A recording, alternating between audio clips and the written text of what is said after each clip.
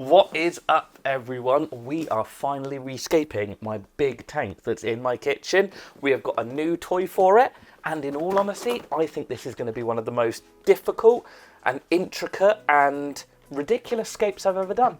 And I'll be honest, I'm sort of already regretting it. But no, it'll be fine. It'll be fine. It's going to look amazing. You can already see the start of it. Anyway, let's crack on.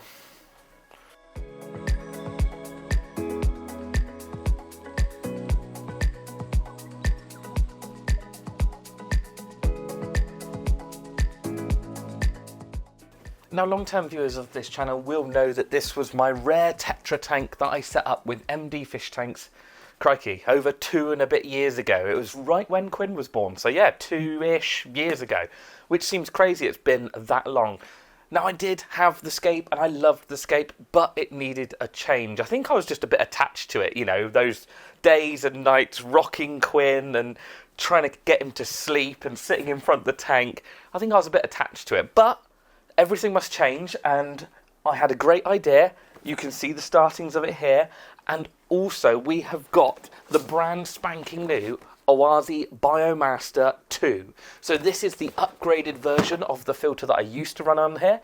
Oase have done some cool upgrades and some different bits and pieces to this filter that makes it even better than the original, which I loved and was a great filter. So yeah, I'm really looking forward to this. But first, I need to sort of show you my plans.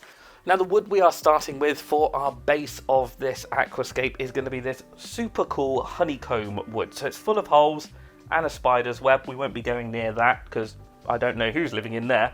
But yeah, it is a really cool wood. Honeycomb wood or dragon wood, it gets called a few different names. But my thoughts and plans are this really gnarly, twisted, old, foresty sort of vibe. This wood lends itself to that perfectly. But I think this wood needs something extra, and that is... Are you ready for it? Twigs. Lots and lots of twigs. Now, the plans are to have these sort of growing over all of these bits of wood, twisting and turning, and yeah, I think it's going to look, well, no, I don't think, I'm pretty sure it's going to look great. Now, what I need you to do is visualise that the blue scoop that's propping up this one and the jug that I just knocked over, you going to stand up again for me? You just got to visualise that those are a couple of stones. That's a couple of rocks, and then the twigs aren't going to be piled up in the middle. They're sort of doing this sort of job. You get me? Yeah, I think that's the style we're going for. But before we get on with doing that, because that's going to be so much gluing, I want to get some of these parts out of this filter onto this tank while it's empty, so I know where all the filter parts are going. Now, as I've already mentioned, this is the new Biomaster2 thermo. So we have gone for the 850 on this tank, which, I'll be totally honest with you, way overpowered. But it's one of those things, you can't really go overboard on filtration unless you had maybe like, I don't know, 5 of these on there. That would be a little bit crazy, but one 850 on a tank of this size is just going to help me keep it clean. Now, like I say, Oase have done quite a few changes to the new Biomaster 2, and we'll go through them throughout this video pretty much as we find them. Now, I have had a quick glance inside, and the filter does look very similar to the old filter. Right, nothing in there. What do I want? I want the pipework first, which is down in this box here. Do we need any of that yet? No. Right. So the main bit that I want to do first, we can use that as a table. The main bit I want to do first is all the piping. So we've got our instruction manuals and guarantees and all of those bits and pieces in here, which I will go through later, I promise. But the main thing I want to start with is all of these fittings. Now, the reason for this is I can get all these bits in, the spray bar, the strainer, the filter inlet, all of that stuff. I can get all of that in and make sure that I've got space around it so that I'm not restricting it with any of the new Aquascape. So, spray bar first. So we've got this really cool new spray bar with actually slits in it. I'm not sure if I'm going to use a spray bar, but I think it might be quite a good thing. For some of the fish that I've got planned going in here, I think they'll quite enjoy it. Oh, actually, a note on the fish. The fish that were in here are all absolutely fine. If you've watched the axolotl video recently, I bought a pond tub thing, I have literally got all of the fish living in there with their old filter, their old heater, some bits of wood to give them hiding spaces, and some of those old fish will be going back into here. Some of the old fish have already found homes in different aquariums because, well, some of the fish have grown up and they've got a bit big and a bit aggressive. But yeah, no worries about the fish. They are still happy, still fine. And yeah, some of them will be making a reappearance in here later on in this video. But anyway, back to the pipework. So I do like that they've designed these new sort of smoky grey inlets and outlets because it is like glassware, but obviously a lot more tough. I love using glassware. I like the look of it, but I'll be totally honest with you, I break it too often. I have probably broken, I don't know, maybe 3 sets of glassware, whereas this is going to be a lot more flexible and a lot more forgiving for me when I'm being heavy-handed cleaning it. Now, another thing that's great about this new pipework is this curve, because a lot of companies' pipework is clumpy. It's like, you know, up, left, right, down. It's very angular, so I reckon you lose a lot of flow from just having that sort of clunky pipework, whereas this is going to be a real smooth transition, and I don't think you're going to lose much flow. Now, this is the spray bar piece, so you can see there's actually a tap on here that can slow and speed up the flow. Obviously, I wouldn't recommend like shutting it all the way down, but even when you shut it all the way down, I don't know if you can see, but it's actually gaps all the way around it, so it will still let a fair amount of flow through. But yeah, that is a good little thing. So if you've got slower moving fish, gouramis, bettas, maybe not on an 850 filter, but certainly some of the smaller filters, then that is going to be a key little thing that you might want to knock the flow back.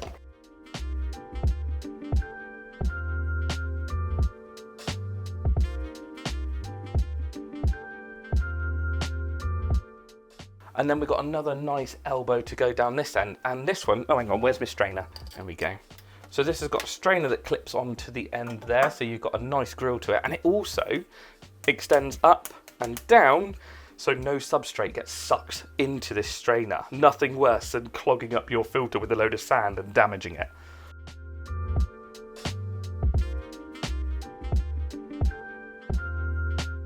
Now, if you didn't want this long a spray bar, obviously it is modular, so you could just take one piece off of the end and run 2, or even just 1 with the 3 holes. But I have just found in the box this little, what would you call it, like flute?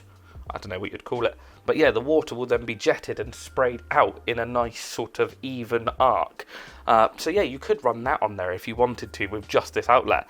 Totally up to you. I think we're going to see how the spray bar works when we get this turned on later on in the video. But we can always change it. It's very easy to unclip and clip a new piece on, so it's not the end of the world if I do want to change it.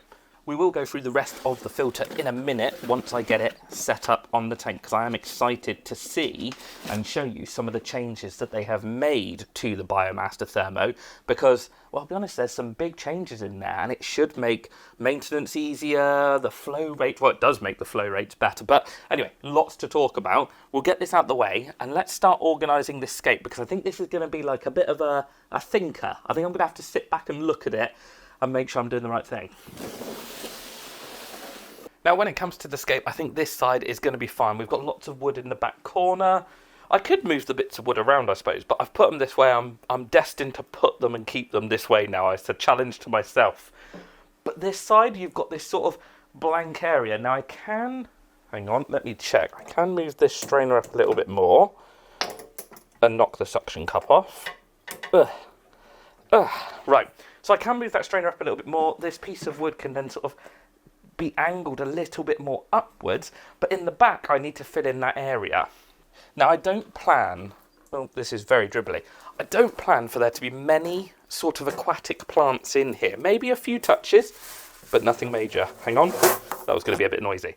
That's too high, but we'll sort that out in a minute. But I don't plan for there to be many aquatic plants in here, so I'm not going to fill this area up with sort of excess sand or excess soil, because really it's not necessary. Because of how aggressive these fish are being towards plants, I'm not overly bothered. So I'm hoping that we can just use a bit of this pea gravel and get that built into some sort of, I don't know, mound up over the top. Maybe some wood coming off the top of it. Maybe even this piece placed on top. I'm not sure.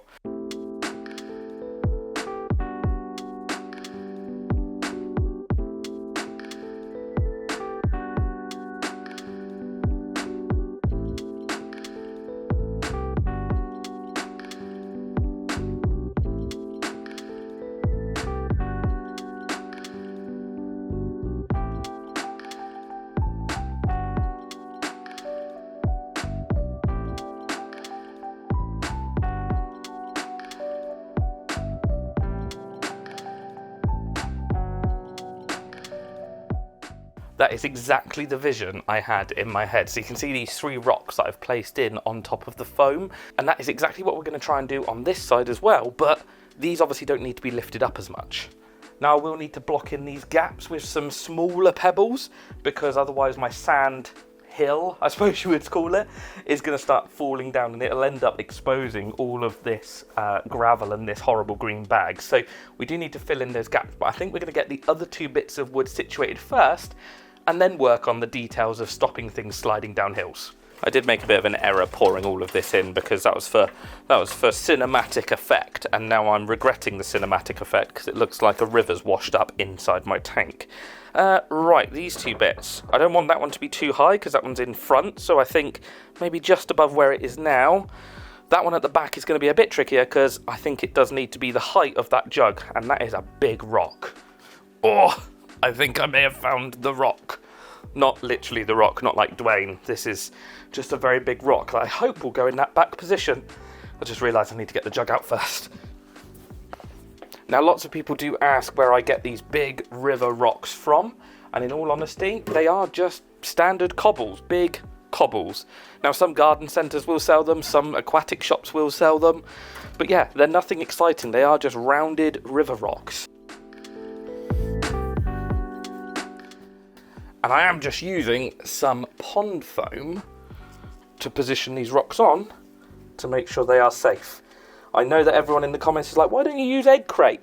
Because I don't have any egg crate to hand, and I have a load of this pond foam left over that I want to use up.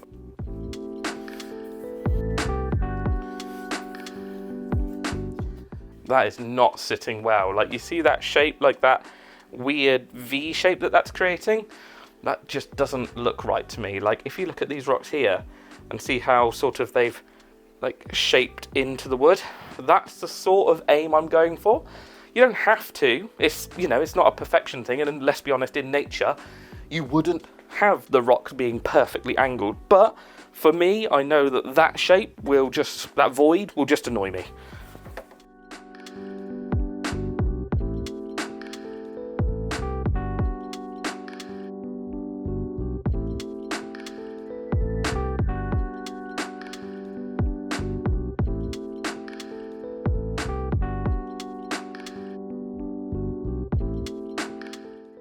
Well, actually, now that I've got that big rock in there, this one's almost sat at the perfect height, because we've got this one that's a little bit higher than that one, we've got that one the next step down, and that one the next step down after that. So I don't actually think I'm going to move that one. I think that one's going to stay on that little pebble, and now we can just fill in some of the gaps with these other pebbles. But I'm going to get that pile of branches out of the way, because that is going to cause me no end of grief with trying to get more pebbles in.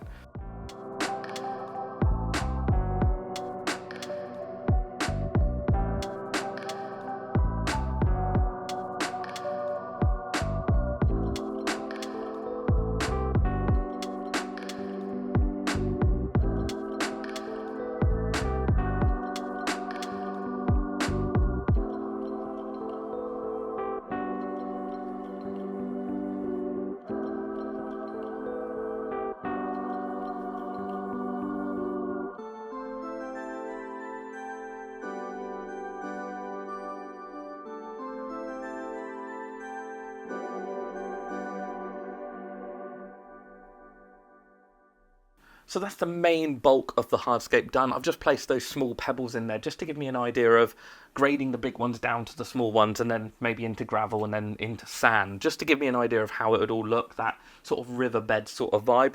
Now, I did say that I have got some smaller pieces of this dragon wood or honeycomb wood or whatever you want to call it.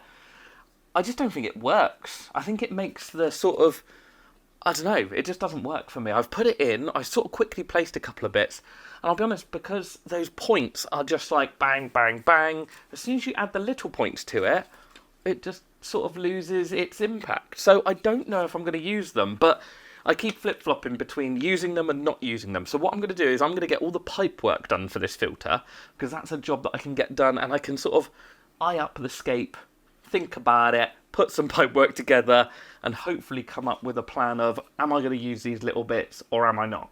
Now, I need to get this pipe work down the back of the aquarium. Yeah, and I think it's probably a good idea to do it before I get much further in this scape. just in case I have to take anything apart. So I've ideally got to thread this piping up, because I think that'll be easier. The nice thing with the Oase Scaperline cabinets is this panel removes and makes accessing the pipework that you just push back inside way easier. Where did it go? Now you can run the pipework just right up the outside of where you're removing this bar. But I'm actually going to bring this up through and then run it up the back of the aquarium to keep it hidden, because my aquarium's right in the middle of a wall. So let's just push that into there. It's quite a tight fit, so probably easier if you use a little bit of hot water, but it does go on. Very snug. That can be then just pulled up and over the top of the aquarium. Clip it in, maybe. 1, 2, and then we can tidy that pipework up. Right, so that pipework's just going to come back down into that cupboard. Now I do probably need to understand where the filter's going so that I can cut this piping to size, because I don't want to cut it too short or too long. Right. Well, let's see where this comes to and where we need to cut this piping.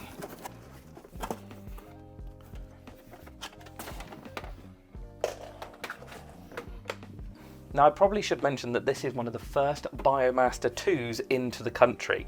That's why it's got this funny plug on it, because yeah, it is actually, I think, a European version that Oase kindly got out to me quicker to check it out and to see how it's going. Obviously I've used the Biomaster 2s for a long time, and I trust them and I love them. So to have this one here now is amazing, so big shout out to Oase, thank you for getting this one out to me. To be fair, whilst fitting this pipework, I could actually tell you about some of the new things on these filters. Now obviously the Biomaster thermos are one of my favourites because the heater is all built into the back, which I'm sure a lot of you already know. But yeah, that is just so easy and so good to be able to hide your heater in the external filter. Now if you did want to run that, hang on, let me look in the box, there it is. You can, or you do get a little cap with it, so you can literally take the heater out, chuck that cap in there, and it becomes a Biomaster non-thermo, not Biomaster thermo. So yeah, you can, if you don't want to run the heater, get them without a heater, or block off the heater if you want to. Now one of the other reasons I do like the Biomasters is the pre-filter that's built into it. So you unlock the piping and that shuts off the water, obviously when your piping is attached. Then you can unlock the pre-filter, pull this one out, and this is where some of the big changes have happened inside these filters with this new Biomaster 2. So inside the pre-filter on the 600 and the 850, they have swapped it to 10 PPI foams. So they are a bit more coarse, so they shouldn't need cleaning as often. It's still not the case that you don't need to clean it. The more often you clean it, the better in the pre-filter sort of sense. But yeah, they do now come with the 10 PPI foams. You can obviously change the foams. I think they do, what do they do? A 10, a 30, a 45, and a 60 PPI. So it's like coarse, coarser, medium, fine sort of thing, and extra fine. I think they also do a carbon foam as well. So you can get a big range of different foams. So if you're finding you're having to clean it really often, or you're not cleaning it enough, or whatever, you can gear the foams around that. Now, underneath these foams is one of the changes, I believe. Oh, they've just rolled away. I need them back. So this is one of the new changes, which is the, well, not spray bar, but it is now a moulded pre-filter bar. So there is bigger holes, it allows more water through, it's going to allow a better flow through. That's going to be a great improvement to these filters, and it's nice that Oase are always trying to sort of, I don't know, change and integrate new things. Obviously these companies don't want to do something like this really quickly for it to have like a detrimental effect on the filter, or for it to cause more problems for you. They want to test it and try it before they send it out to you. So yeah, it's nice that they have done that, because that is going to make a big difference to the flow around these pre-filter sponges that I just chucked on the floor. Last one, perfect. So that just clips back on there, and that is the pre-filter back together. So that one can just sit down inside there, that one can be locked back in. Should we look at the internals now? Tell you what, why not? Let's look at the internals. So inside the motor head itself, oh actually, let's take that back out because that'll make that easier. And also, let's take the heater out because again, that'll mean we don't have that hanging out the bottom of the filter. Perfect. Right. So underneath this head unit, they have redesigned the bottom of it, I believe. Now, I've not looked at this yet. Yeah, I can already see it. So you can sort of see that curve there, I guess, that sort of funny shape to it. Now that is so that it expels air easier, so you should get even quieter operation from this. I'll be totally honest, my other one, so I've got the, I don't know what it is, maybe it's a 600, but that runs in the swamp tank over in the corner with the harlequins and the gouramis, and I'll be honest, I never hear it. It is silent. It's a very cool unit, to be fair, and obviously inside you've got all of your sponges and medias going down through, so there is a lot of baskets of media going all the way down through, and there should be in one of them at the bottom. Hang on, one more, no, one more, no, there we go.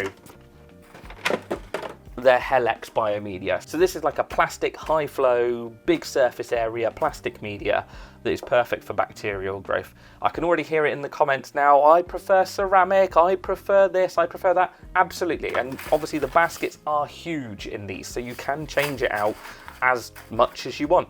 And I do think that Oase have got some new medias coming out soon. I've not seen any pictures of them, but I did hear through the different channels that there is some new medias coming out, so watch out for that. But to be honest, I found Helix, now I'm doubting that's the name, no, I'm pretty sure it is the name, but I have found that to be a great biomedia because it's just got a high flow, high surface area. It's brilliant, and there is another one down in the bottom.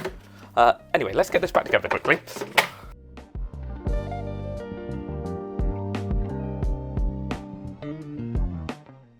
Now, with all those big changes, you would think that they might have had to change the motor, but they have managed to do it with the same reliable motor that they used to use. Now, the amazing thing with that is there is no increase in energy consumption. They are still the same energy consumption as they always have been. But with all those changes, with those little bits of plastic, the different shape in the head unit, the pre-filter having the new, I don't know what you call it, pre-filter bar. Looks like a spray bar, doesn't it?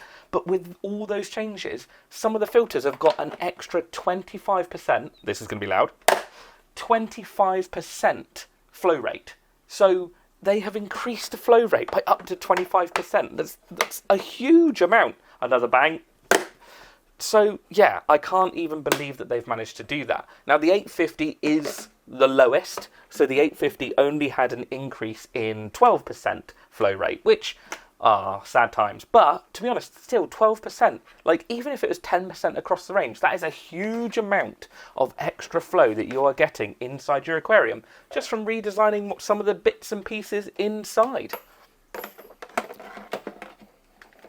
Now we need to get the rubber feet onto this filter because that will make it even better and even quieter.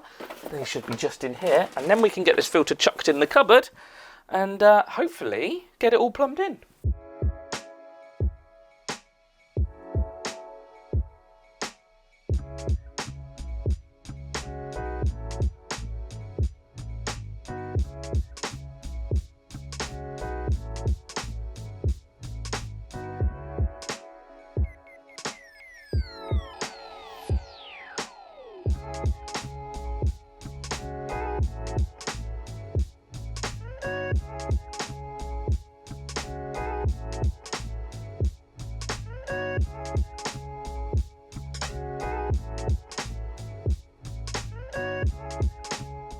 So the Biomaster 2 is ready to go. We just need to finish off this scape and yeah, get some water in there so the filter can actually do something.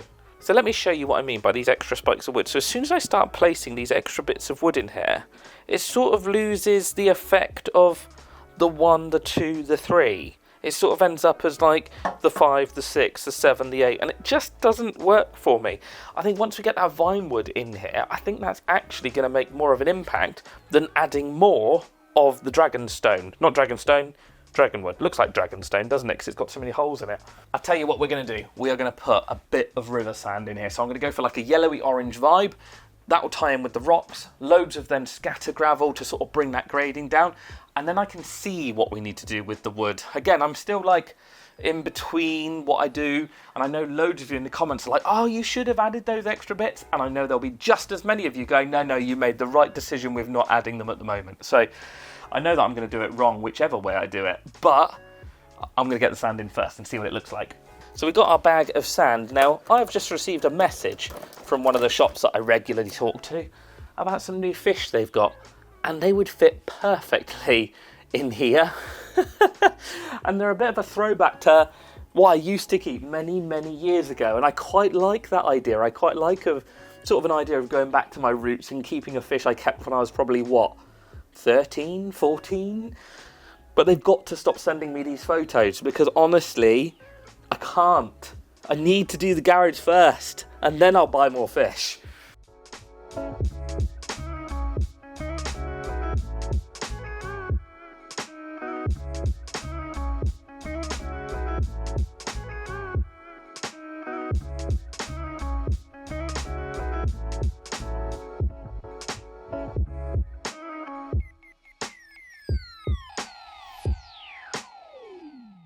So with all the sand in, I've got a little bit of pea gravel, and I'm just going to be placing that in amongst the pebbles just to grade down everything that you see and give it that sort of riverbed look. I do need some pebbles between this size and that size, but I think that will then do it for Hardscape. But I think next we need to start gluing these twigs on, because that is going to be a monumental task, and it's going to make this tank look so, so different.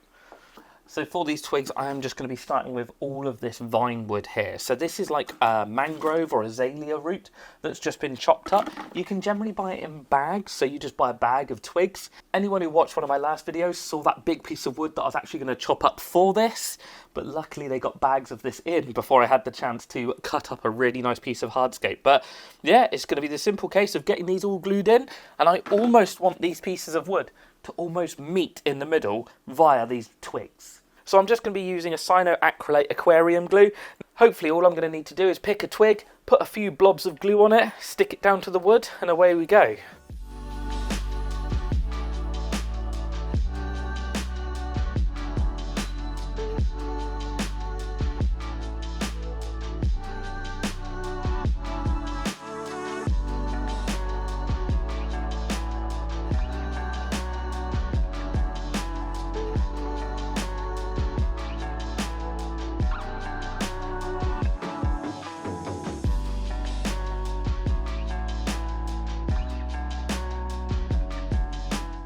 Right, I'm going to start on these two now, because every time I try and glue another bit onto this bit, because I haven't let all of them set, I knock half of them off. So we are going to move over to these. But you can already see the sort of scary, twiggy, old forest vibe. So once we get all of them done, I think it's going to look great.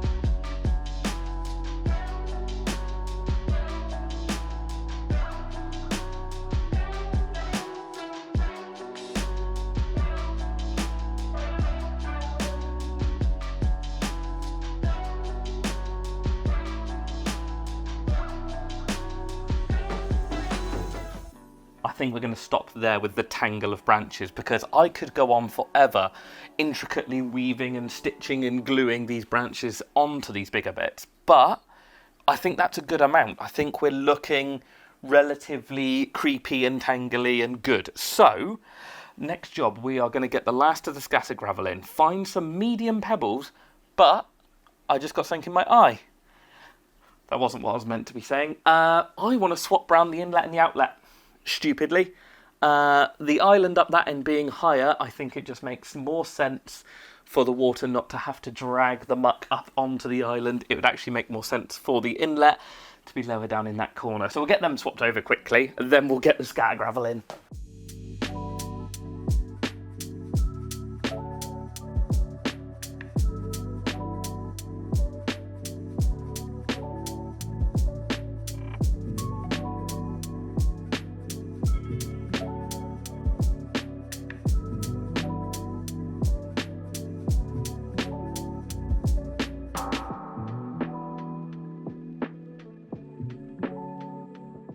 Do you know what? I've just been looking at this big blank area. Now that the filter inlet isn't there, I think it needs a bit of height.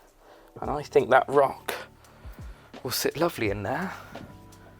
Yes, I think that evens it up a little bit.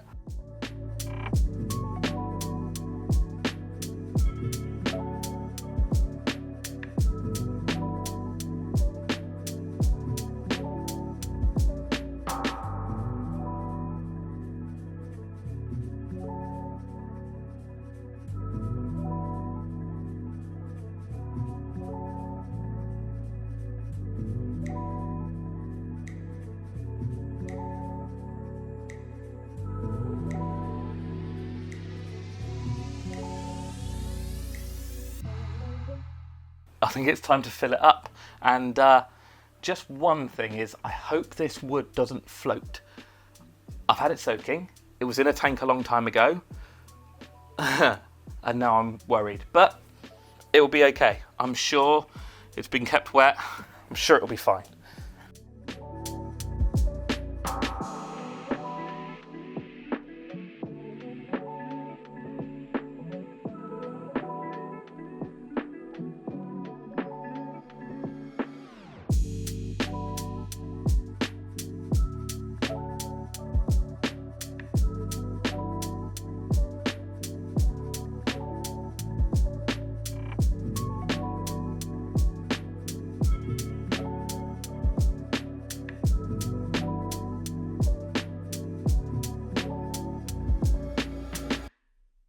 So it is all full, we just need to get the filter running now. And you see this big piece here, and you see this new rock just wedged on its back? I think that was trying to float. Yeah, I was a little bit concerned, a little bit worried. So I've just wedged a rock on the back of there. We're obviously not going to be putting fish in it instantly, so hopefully that piece of wood will take on enough water throughout the next week or so to allow it to sink, but I was a little bit worried. So yeah, anyway, let's get this filter running. So that's locked, that is all ready to go. The plugs are ready to plug in, so in theory it should just be a couple of pumps on this. And there we go, it's filling up. It'll obviously take a little bit of time to fill up this canister, but we just let it do that until it stops bubbling. So we should be able to just plug these in and away it goes.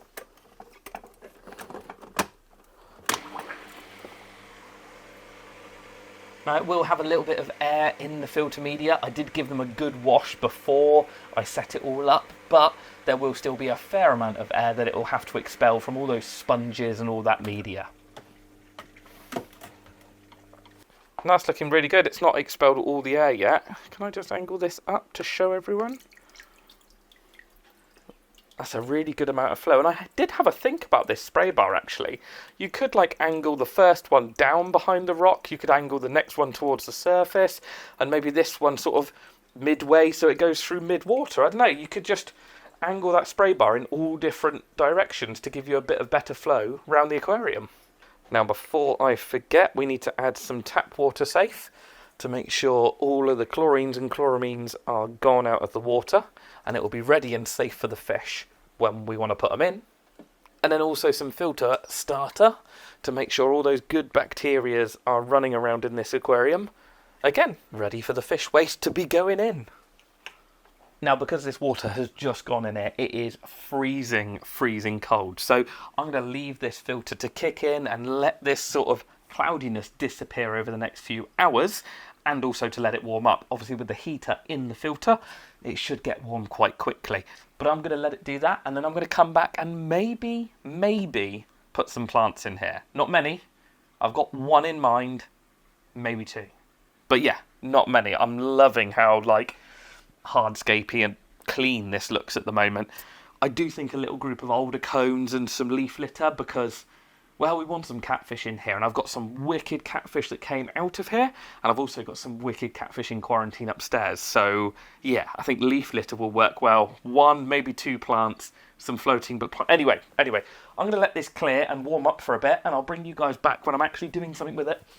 We are back. It is the next day, and it has cleared up lovely. There's still a few air bubbles on the glass that I need to wipe off, but they will disappear over the week, or I might end up wiping them off. Who knows? But today I want to add a few little extra touches because, well, I like being extra. I want to put something else in here and I think it needs maybe a hint of green. And that plant is this. Now this is Hygrophila Corymbosa. Anyway, however you want to say that. But it was growing like a weed in one of my tanks. I got this pot when it looked a little bit, well, it was tiny. Wasn't doing very well. I threw it in a tank. Thought I'd see how it goes. And it has gone crazy. You can see how big it is now. Now this plant I have seen growing in a tank. Well, like a tree growing out the top of a tank. This goes really woody.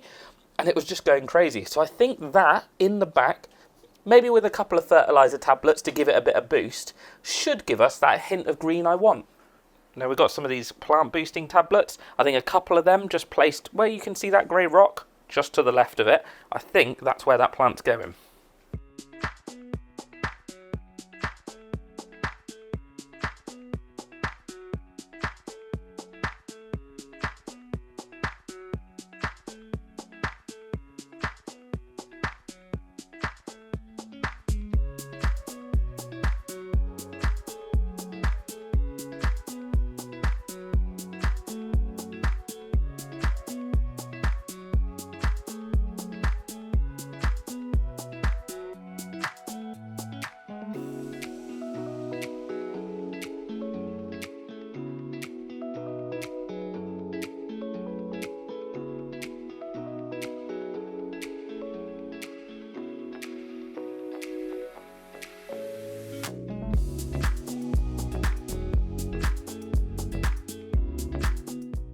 Now I'm actually going to leave it with just that one plant in there because I think that could look really quite impacting with lots of hardscape, a little bit of leaf litter in front, and then if we can get that plant to go absolutely mental and fill in that back area, and I'll be honest, I've literally had it sat in that pot growing in tanks that I'm not necessarily feeding plant food to.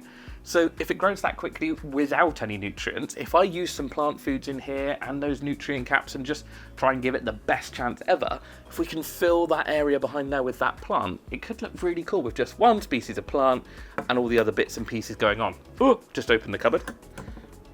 Now I want to use some botanicals in here, so I'm thinking just a few simple alder cones, guava leaves, catappa leaves, just a little mixture of them in the middle. I have just realised I need to go on a hunting mission, to be fair, because I am running out of botanicals, and as much as I do like buying them, a lot of this, well, not guava and catappa, but oak leaves can be harvested very locally to me, so I really should get out there and start trying to find them locally.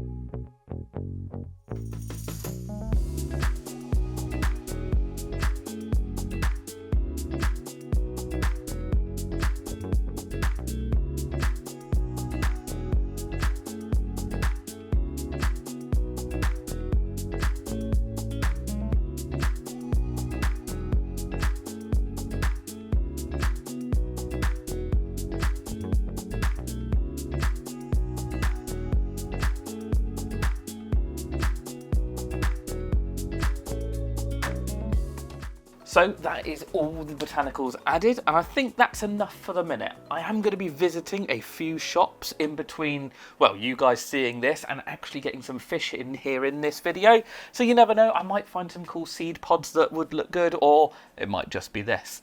I think that one plant in the back is going to look great, and I think, yeah, I'm just quite interested to see how a tank looks with one big species of plant and nothing else in there.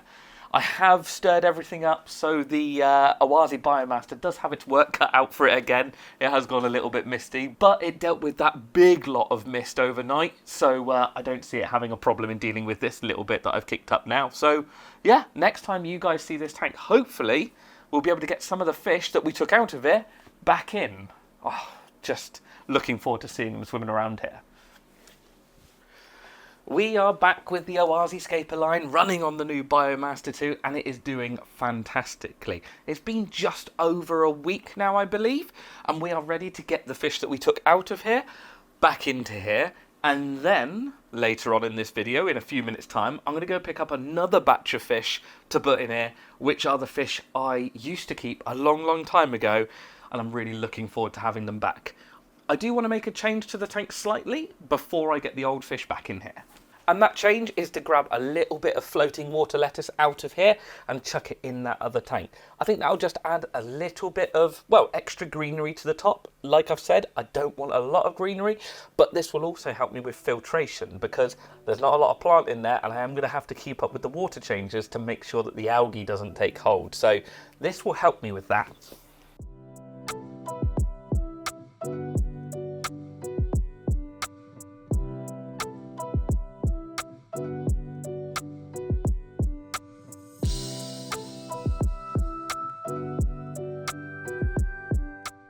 Now I don't want this water lettuce floating all around the place, so I'm going to use a piece of airline and a connector to essentially create a little ring of air that then I can keep the floating plant inside and hopefully keep it contained to this back corner.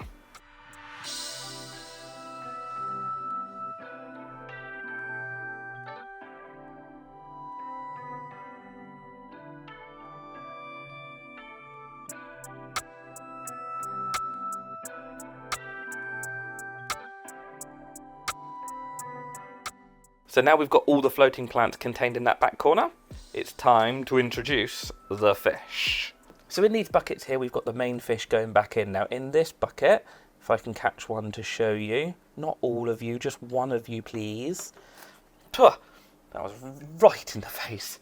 But these, we've got our Festive cichlids. So these are a little bit like an angelfish, but a bit of a weirder sort of triangular shape to them. Now we have got 4 of those. 2 of which are a definite breeding pair. The other 2, I'm not sure, to be honest, if they're male and female, but those 4 are definitely going back in. And then in this bucket here, I have got my group, and I say my group because it's more Katie's group, and these are even worse to catch.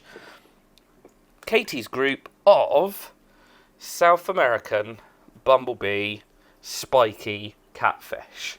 Now those are going back in because they are awesome and we've got a little group of them and Katie loves them. So they're going back in. And then I think there's one more little treat in here for us. And I don't know if these are going to be possible to catch. If I can usher him off the wall there we go.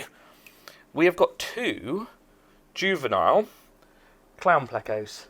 Now the reason I'm only putting 2 in here is because we had a group in here and we've actually had a couple of babies survive. I think I posted it onto my Instagram and to my Facebook and stuff like that, but we had some that were like no bigger than my thumbnail. Now these are 2 juveniles and I've separated out the adult group, possibly to give them to a friend who actually can breed them and spend the time breeding them. I might breed them, but my garage is not ready yet and I am lacking tank space. So yeah, I might just give them to him, but we will see. So I'm going to give these 2 buckets a fairly quick acclimatization because in all honesty, they're running very similar water parameters to this tank and they are running on exactly the same temperature because they are about 8 feet away from each other. So heaters are set to the same, water parameters are mostly the same. So we'll give them a quick acclimatization and then we'll get them in the tank.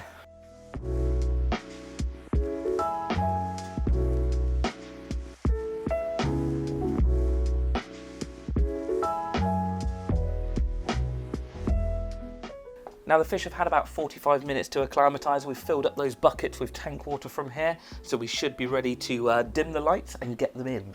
Now I should be able to just dim these lights down a little bit. There we go, so that should give them a little bit more of a subdued acclimatisation, or introduction I suppose. Now first up we're going to introduce our 4 Festive cichlids.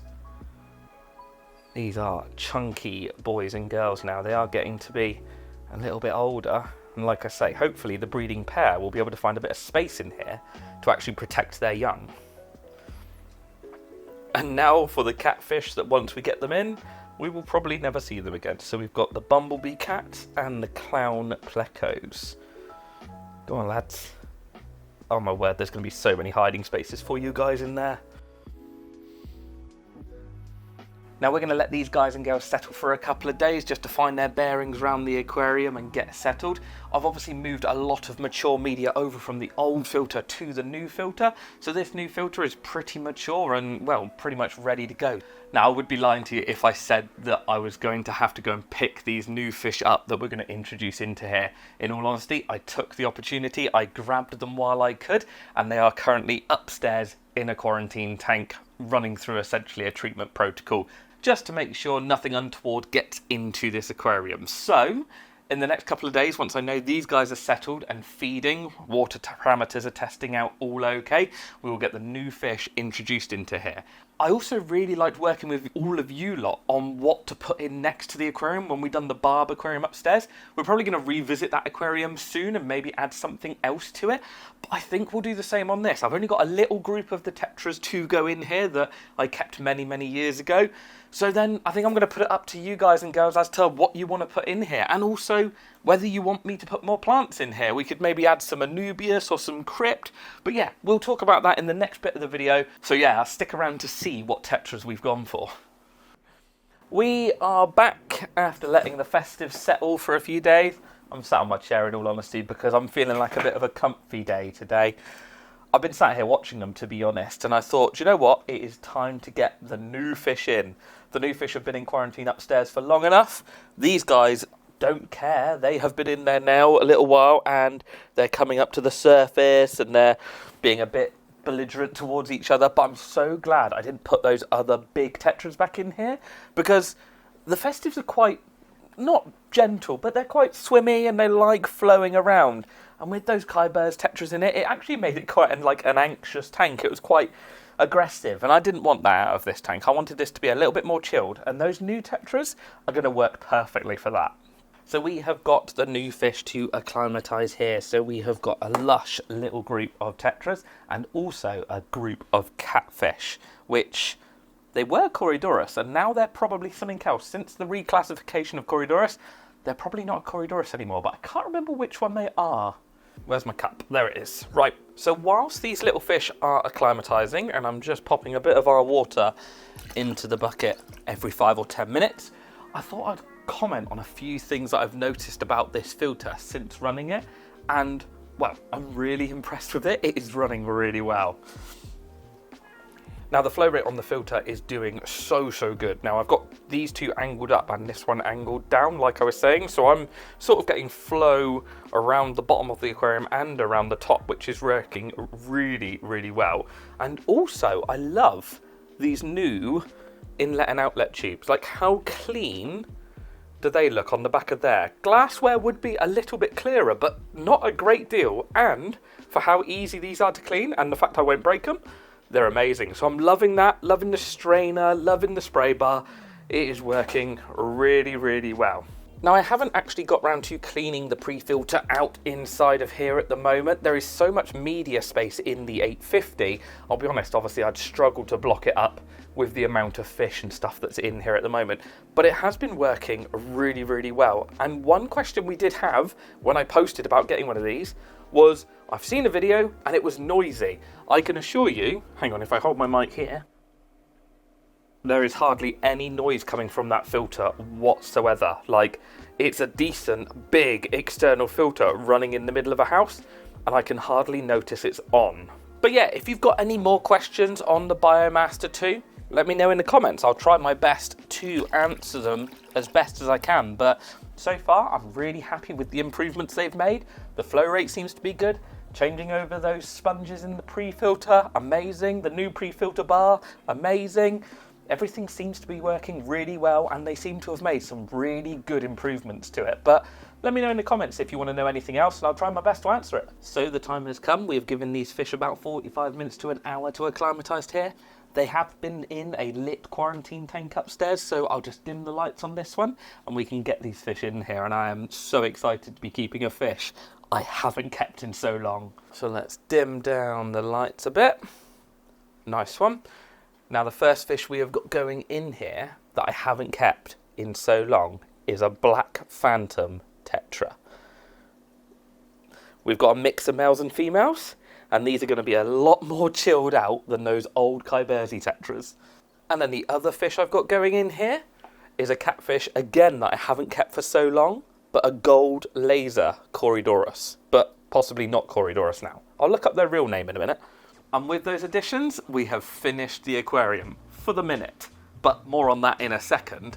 But the reason I wanted to get the black phantom tetras in here with the gold striped corydoras, I've actually looked it up while I had a break in filming, and they're now osteogaster, not corydoras, so there you go. But the reason I wanted to keep these two fish together was because many years ago I had a shoal of black phantom tetras, and I think it was a shoal of gold stripes, but might have been another corydoras, but I think it was gold stripes. And over the course of years, I lost the shoal of black phantoms through old age, and I ended up with one male left. And what happened was he ended up shoaling with the corydoras and living in the caves with them, eating catfish pellets. It was very strange. After a couple of months of this happening, I thought, I should get him another group. So I got another shoal of black phantom tetras, thinking, yeah, he'll join up with them. Nope. No, he ended up living with the corydoras until the last days of his life. It was ridiculous. We had a shoal of like 20 black phantom tetras and this one male that would live with the corydoras and eat catfish pellets. It was hilarious, and I just got reminded of it, and I wanted to revisit my roots and revisit one of the sort of first tetras I can really remember having a fondness for and keeping at home. So I'm really excited to see how these develop. Always had a way to make it work and find another route. Always had a way to make it work and find another route. Always had a way.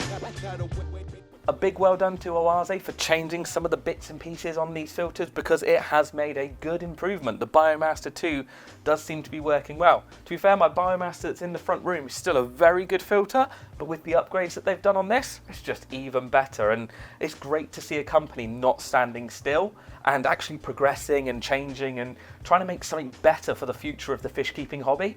I hope you've enjoyed this one. Don't forget to comment down below with what you think needs to go into this tank, whether it's plants, fish or whatever. Let me know. I'll be interested to hear. I'll see you in the next one.